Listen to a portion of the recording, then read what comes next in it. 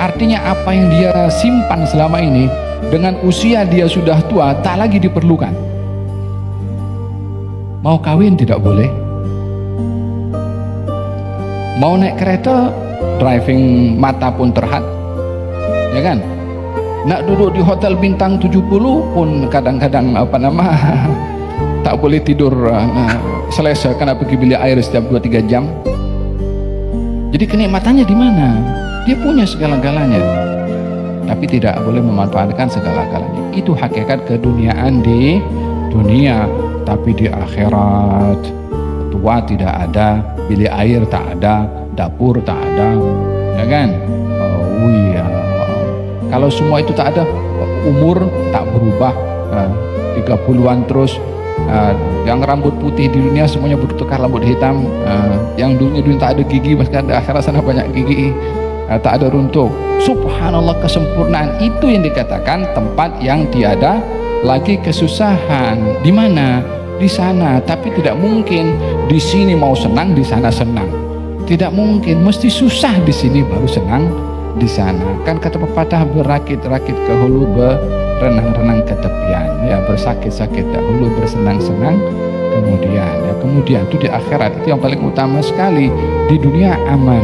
Maksudnya mahukan dunia di sini adalah orang yang dia mencari dunia melupakan akhirat. Orang yang mendahulukan dunia berbandingkan akhirat. Orang yang dia karena keduniaannya dia langgar amalan-amalan yang membawa kebaikan di akhirat. Dunia menjadi penghalang kepada dia untuk mendapatkan kebaikan di akhirat. Inilah yang dimaksudkan daripada mereka yang akan dicampakkan ke neraka jahanam karena mereka mahu keduniaan itu. Faham dong?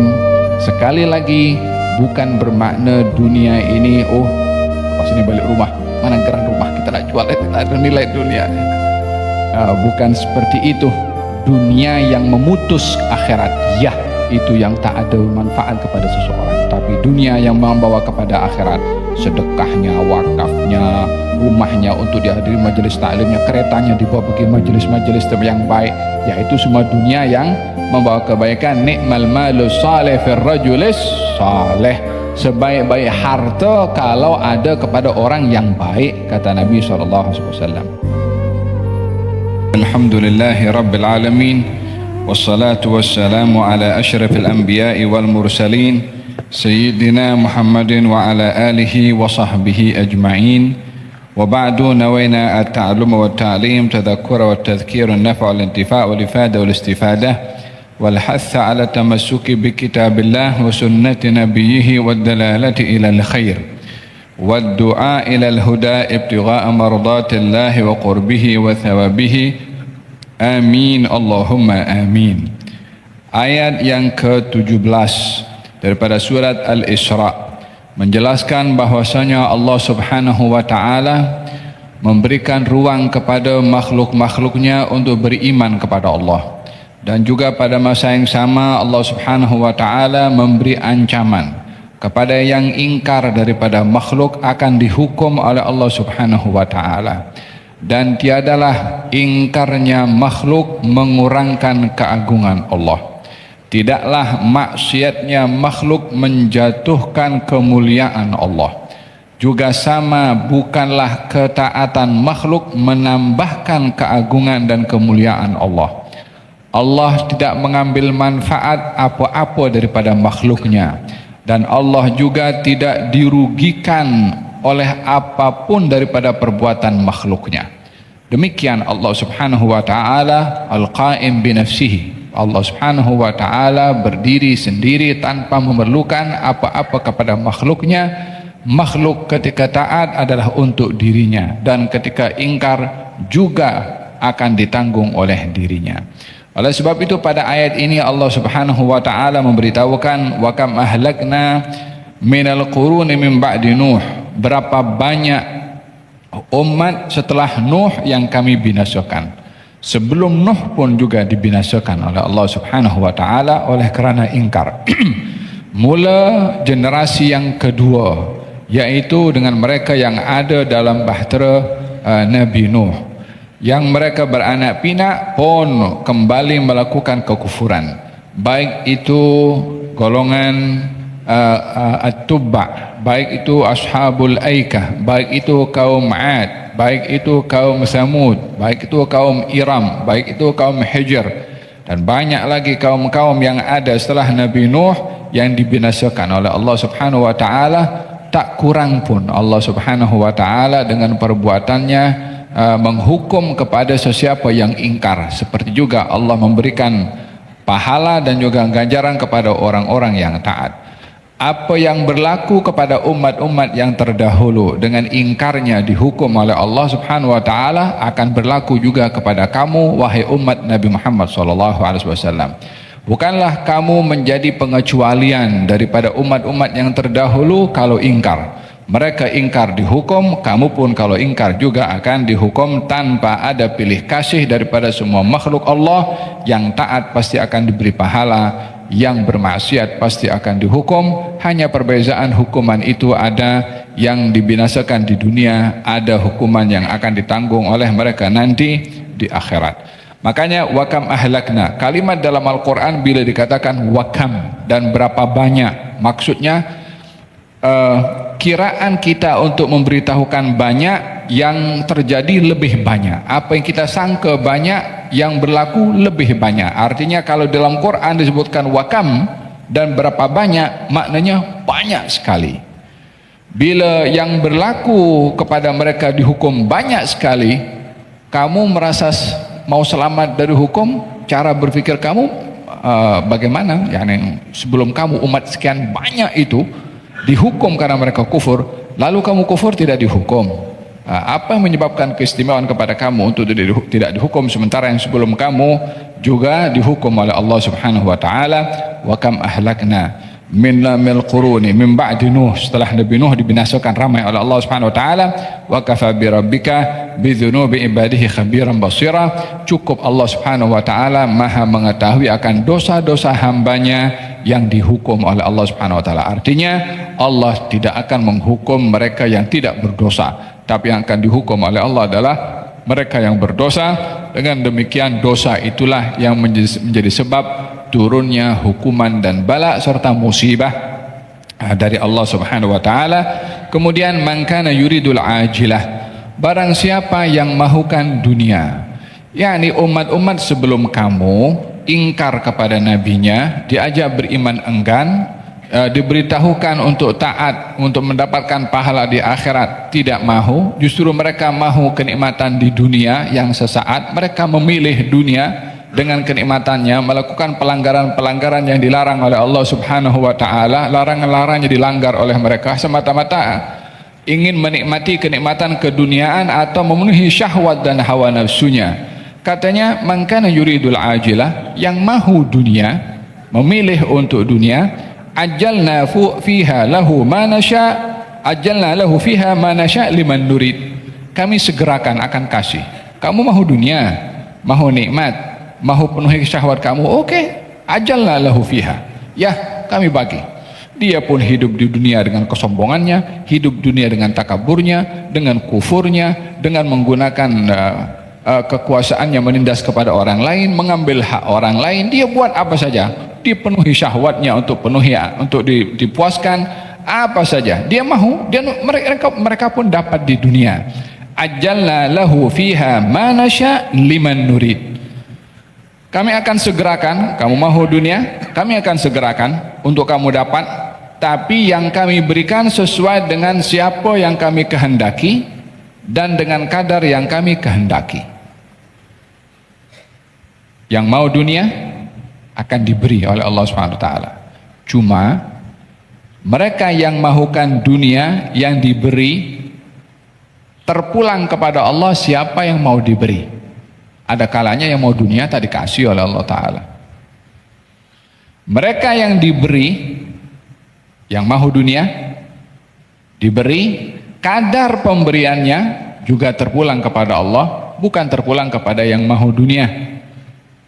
Ada orang mau dunia, mau apa? Saya mau pilih, mau jadi mau memiliki 10 banglo. Ternyata dapat rumah flat, contoh. Dia minta 10 banglo, tapi dikasih flat, atau dia minta flat dikasih 10 banglo. Terpulang kepada dia. Jadi yang mahu dunia, kemahuannya bukan menentukan dia dapat. Yang mahu dunia, kalau ingin dapat sesuai dengan apa yang diinginkan, yang didapat belum tentu sesuai dengan apa yang diinginkan. Yang menentukan dia. Yang punya dunia siapa? Ya dia juga.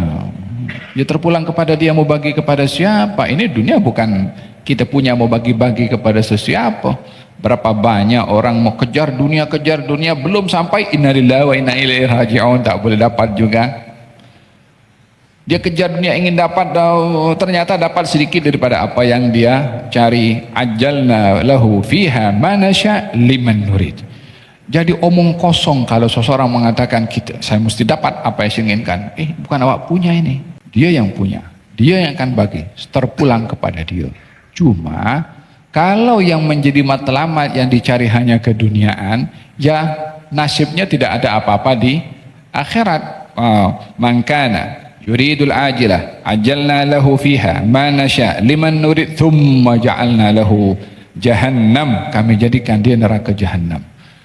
Yaslaha, dia akan masuk dalamnya, madmuman, dalam keadaan dia hina, madhura, jauh daripada rahmatnya Allah Subhanahu wa ta'ala. Maksudnya mahukan dunia di sini adalah orang yang dia mencari dunia melupakan akhirat, orang yang mendahulukan dunia berbandingkan akhirat, orang yang dia karena keduniaannya dia langgar amalan-amalan yang membawa kebaikan di akhirat. Dunia menjadi penghalang kepada dia untuk mendapatkan kebaikan di akhirat. Inilah yang dimaksudkan daripada mereka yang akan dicampakkan ke neraka jahanam karena mereka mahu keduniaan itu. Melihat dikatakan dalam hadis, ad-dunya dar man la daralah wa mal man la malalah wa laha yajma'u man la aqlalah.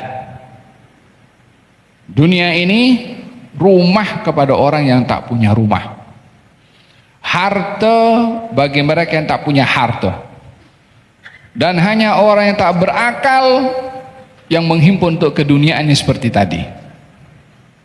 Macam mana tempat dunia ini rumah kepada orang yang tak punya rumah, harta kepada mereka yang tak punya harta, dan hanya orang yang tak berakal yang hanya menghimpun keduniaan yang seperti itu. Maksudnya adalah dunia ini rumah kepada yang tak punya rumah. Orang yang dia tidak merasa dirinya ingin masuk surga di akhirat, yang itu adalah merupakan rumah sebenar, maka dia memilih rumah di dunia karena tak berkeyakinan adanya rumah di akhirat.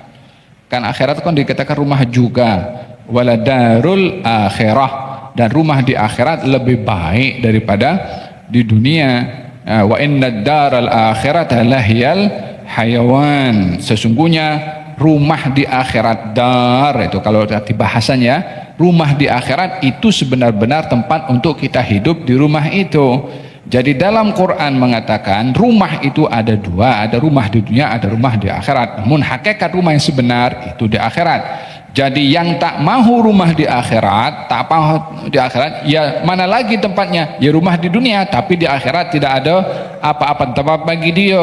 Oleh sebab itu dikatakan dunia ini rumah kepada orang yang tak punya rumah di akhirat. Harta yang bagi mereka yang tak mau harta di akhirat, harta di akhirat ya apa yang Allah Subhanahu wa taala sediakan di surga.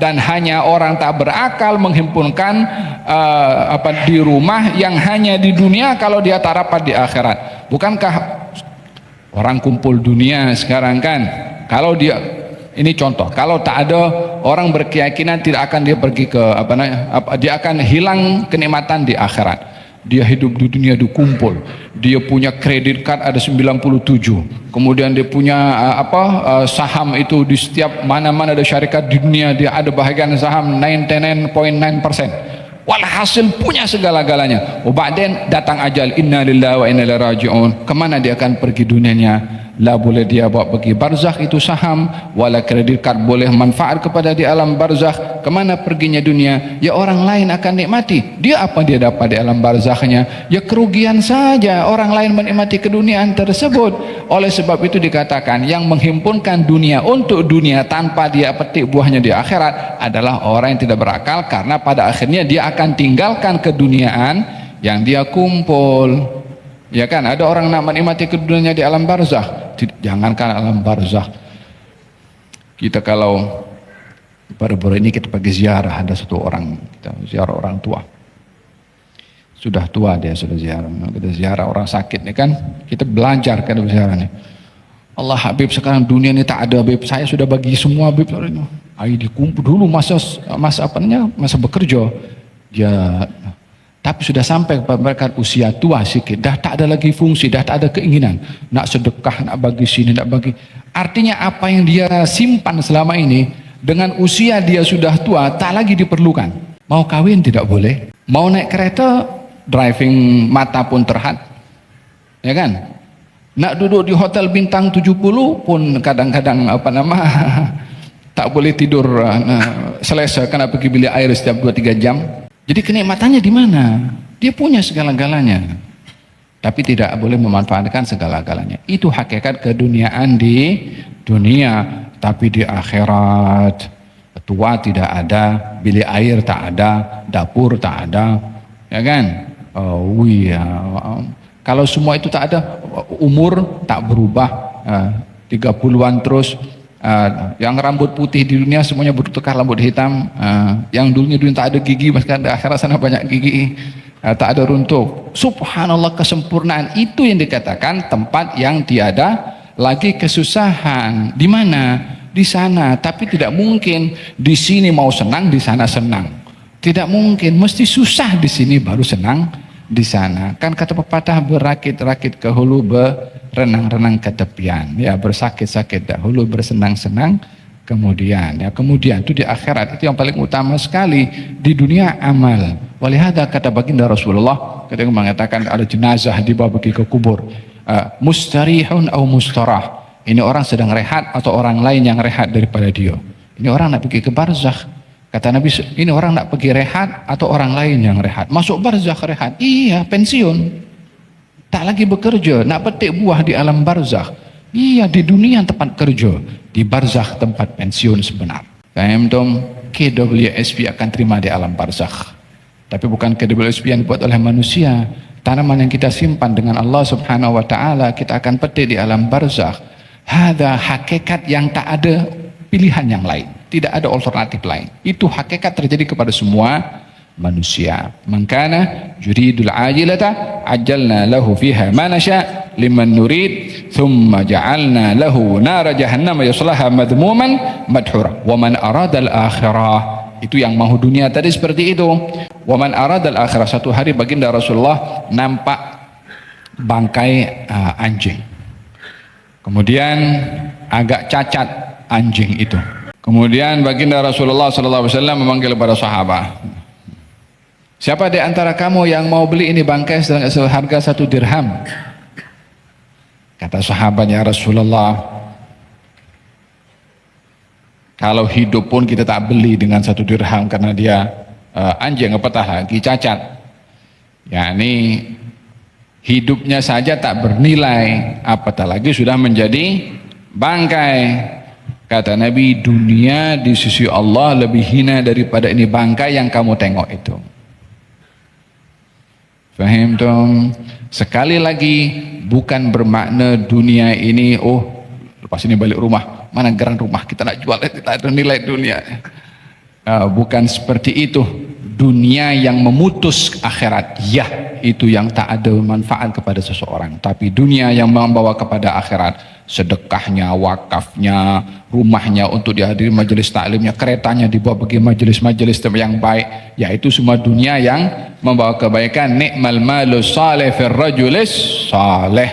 Sebaik-baik harta kalau ada kepada orang yang baik, kata Nabi SAW. Wa man aradal akhirah.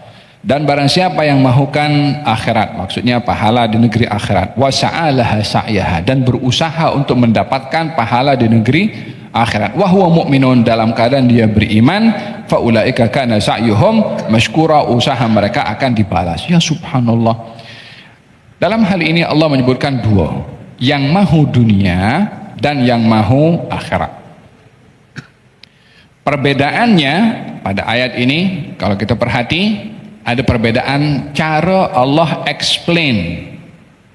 Pada dunia yang mahu dunia saya percepat dia kasih dunia, ya kan? Tapi akhirat, yang mahu akhirat dan berusaha dengan beramal dalam keadaan beriman, baru kami beri pahala, baru kami balas. Kan apa bezanya? Dalam dunia, yang mahu dunia dan dia kejar dunia, bersungguh-sungguh cari dunia, dia tak macam-macam tuh. Barang siapa yang mahu dunia, kami percepat bagi. Yang mahu akhirat, berusaha, beriman, baru kami beri. Apa perbezaan pada keduanya? Katanya daripada rendahnya dunia ini dan tidak diperintahkan sampai perlu untuk bekerja dan menjadi tumpuan dalam keduniaan untuk dunia. Yang kedua, dunia ini tidak dicari pun Allah sudah jamin.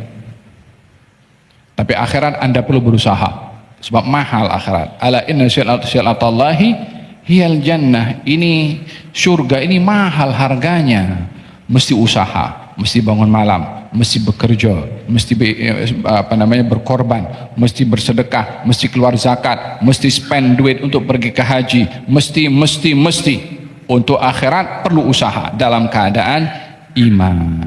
Jadi perbezaan antara ayat ini menunjukkan betapa mulianya akhirat yang perlu dengan usaha untuk mencarinya, dan betapa rendahnya dunia yang sudah dijamin oleh Allah kepada semua, hatta orang itu pun juga tidak berusaha tetap dia boleh mendapatkan bahagian daripada keduniaan.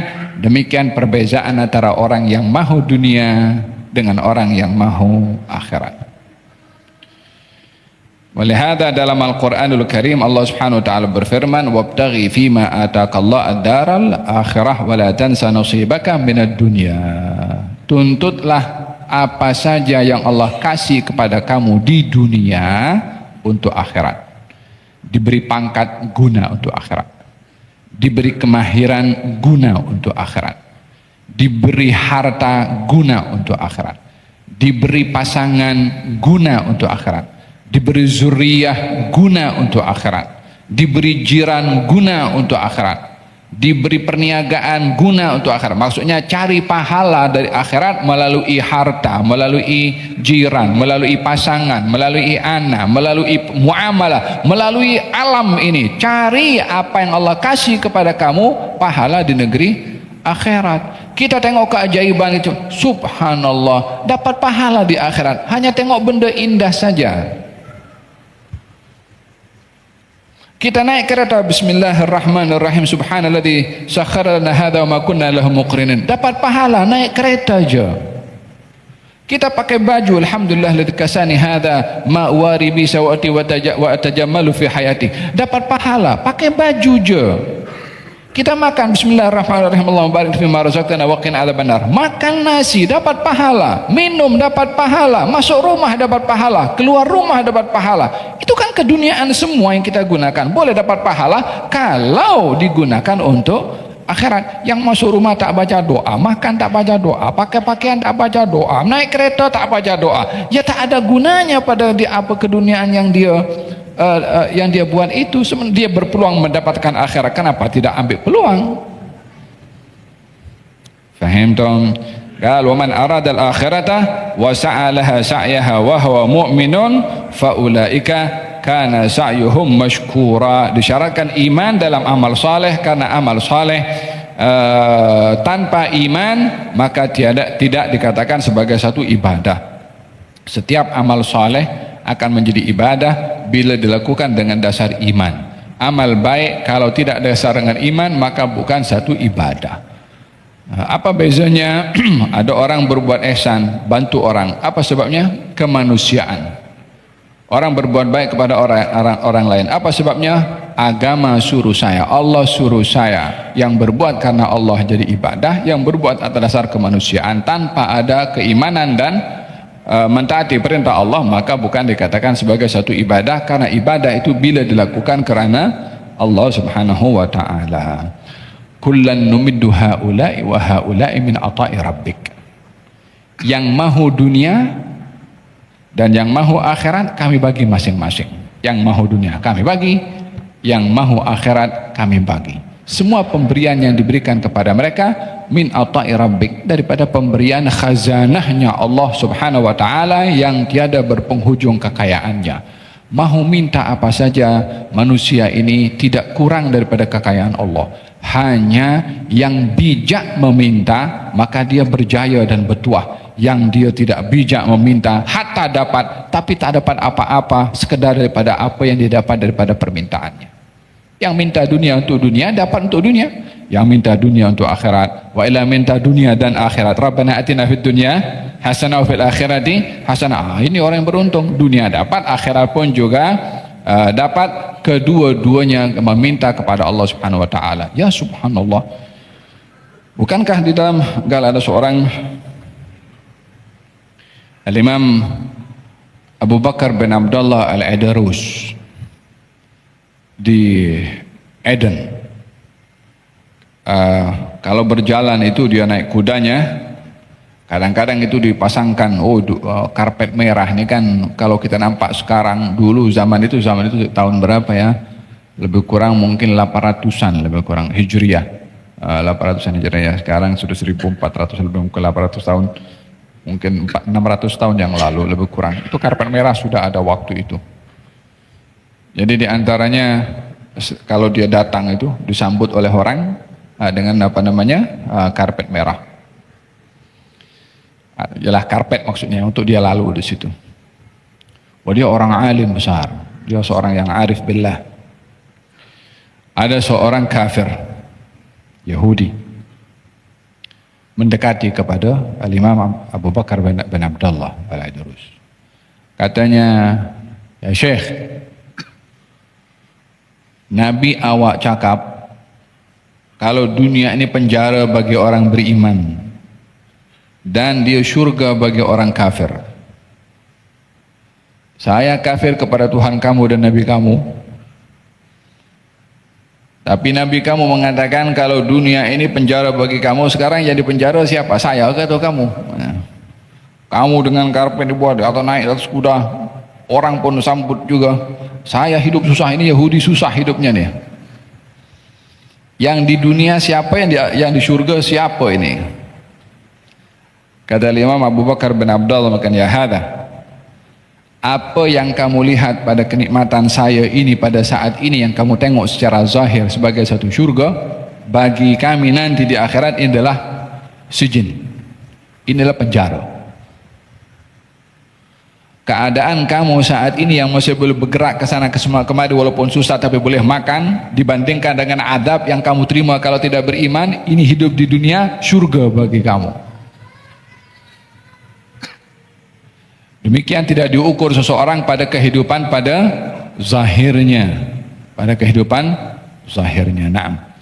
Wa kullan numidu haula'i wa haula' min ata'i rabbik wa ma kana ata'u rabbika mahdzura. Semua yang meminta kepada Allah Subhanahu wa taala, semua minta kepada Allah dan dikasih. Iblis pun minta kepada Allah Subhanahu wa taala, wa ma kana ata'u rabbuka mahdzura, dan tiadalah pemberian Allah Subhanahu wa taala akan terhalang. Allah bila ingin membagi, tak ada siapa yang boleh halang.